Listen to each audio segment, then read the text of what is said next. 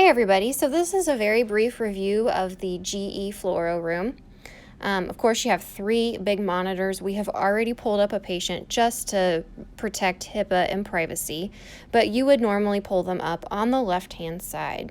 So this middle side here, we are actually going to take our scout first. So we select that. You would go into the room, take your scout, and then come back when you're all ready for the radiologist, switch over to Fluoro.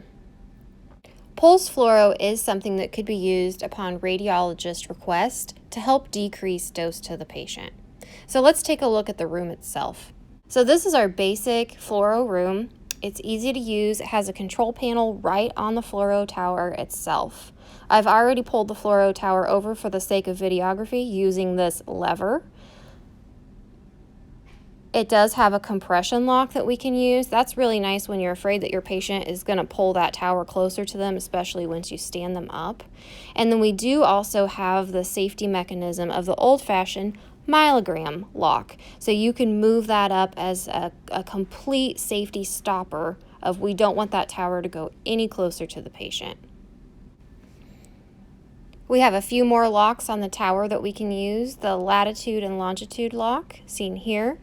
And we have the nice feature of the compression cone. So you're doing a small bowel study and the physician wants the compression cone. Selecting that button slides it right over. And then that can be used to actually compress the patient's abdomen for those small bowel views. You might have to be the hero at the end of the study and slide that compression cone back in before moving the fluoro tower, and we thank you for that. Pediatric exams already come up defaulted with the grid removed, but if you need to remove the grid yourself, there is the button to do so and save radiation dose. Here we have the normal functions that the radiologist is going to use most often, but it's good for you to know how to move the table, seen here, how to move the collimators, seen at the right side of the screen, and then how to tip the table up and down. Now let's say your radiologist uses this button and it doesn't work. Most likely your footboard is out just a little bit. So push it all the way in and it should work beautifully. Now my favorite function is this table bucky button in the lower left-hand corner of the fluoro unit. That switches you from fluoro to overhead using the table bucky. So what that means, you're doing a BE, your radiologist takes the live fluoro and you're ready for your overheads, you can simply push that button instead of walking behind the panel, which you can also do, but it is a little bit of a time saver. So changing back to fluoro, remember that a lot of the functions that happen on the panel actually can happen out here on the fluoro tower itself with these 2 control screens. One of those being selecting the barium contrast or iodinated contrast. Are you doing a BE that is routine with barium, or are you using gastrographin? Anytime we see an eyeball icon, fluoro is involved. So this right here is actually signifying that there is a fluoro loop, which is similar to a Cine function. The bolus lock can be super helpful if we're chasing that fluoro, say we're doing some sort of venography.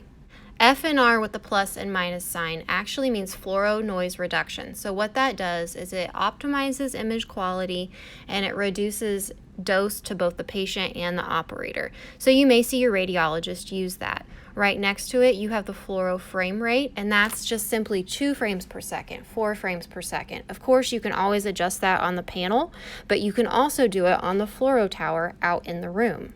Video reverse is also seen here, so the setup of the patient doesn't always change and actually pretty infrequently. But if your patient ever has to put their head at the foot of the table, that's how you correct that and have your images come up correctly. So this video can't cover everything, but you do have some amazing cheat sheets at your disposal. Please pull those out and review how to pull a patient from the work list, how to review a patient's fluoro dose after their exam has been completed, how to create a new patient if the work list is not working, how to transfer images from one jacket to another jacket so that the accession number and patient demographics are correct, how to pull up the images for the radiologist to review, how to select and unselect certain images, how to send directly to PACS, and how to send to teleradiology. Please practice these items in your downtime.